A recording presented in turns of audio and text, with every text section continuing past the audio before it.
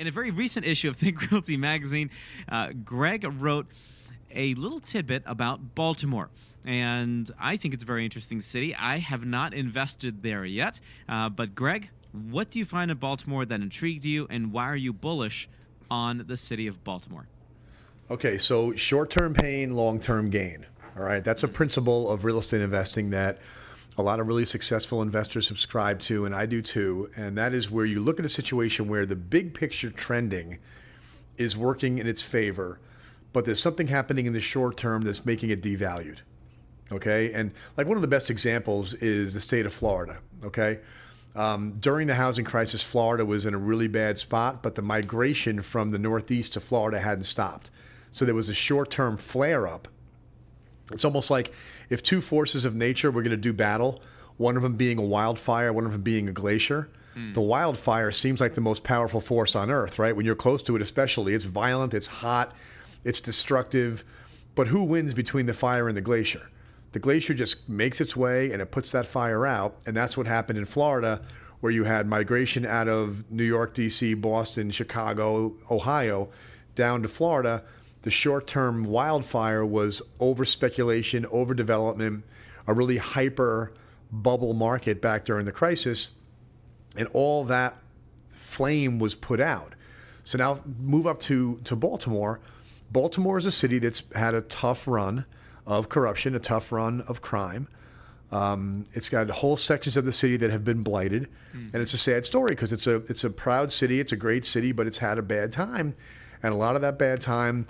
Oftentimes, you can look at public policy as the reason why a city goes into a downward spiral, and then investment capital just leaves. Okay, so most people associate Baltimore with the images you see on television, right? They're headline readers. They see, police cars on fire, right? So the headlines are bad, the reputation is not great, and yet, what is the glacier that's going to put that wildfire out? The glacier is that Baltimore, while it's its own metro area, it's actually an appendage on the greater D.C. area.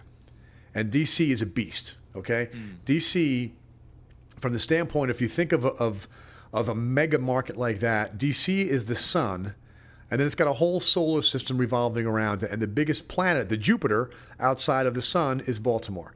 And so the gravitational pull to D.C., the jobs in and around D.C., like even when somebody runs for president or congressional people run and they squawk about how we're going to reduce the size of government, you know what never actually happens? They never actually reduce the size of government, right? Right. Government, the seat of power in our solar system, right? The seat of power in this country and on this planet is Washington, D.C. I know New Yorkers think they're the center of the universe. D.C. people think they are too, and I actually think they're right because there's so much power anchored there. It's never going anyplace. In other words, the industry that anchors the greater D.C. area is the federal government and all of those planets and moons and satellites that surround it, right? It's just never going anywhere. And so D.C. is very expensive. It appreciates like gangbusters. It's the most safe real estate market you could invest in, the greater DC metro suburbs area for single-family homes. But you can't generate a really great positive yield because it's so darn expensive. It's also cool, by the way, because people move in, and then governments change hands, and then people move out. So there's a transient nature to the greater DC area that works really well for rental landlords, okay? But Baltimore is not DC. But here's the kicker. Where the typical house in America has appreciated about 3.4% per year for the last 20 years. That's our key analysis of how the market's performed long term. 3.4 is the baseline for the whole country. DC is at like 5.8, which is off the charts. Okay, it's getting close to being double the national average. And usually when you have that, you can't generate a positive yield because the rents haven't kept up with the increase in the prices. And yield is a factor of how much rent you collect and how much did the house cost you, right? So DC doesn't wind up working that well. Baltimore, the rents are reasonable, the prices are fairly low. And so you get a very, very good yield. And so you'd assume, which is the case in most instances, if you find a market with a high yield, it usually has a low price appreciation index. In other words, the houses don't appreciate that much because that's the give and take, right? Rents rose, prices didn't. You have a high yield, so you're making good cash flow.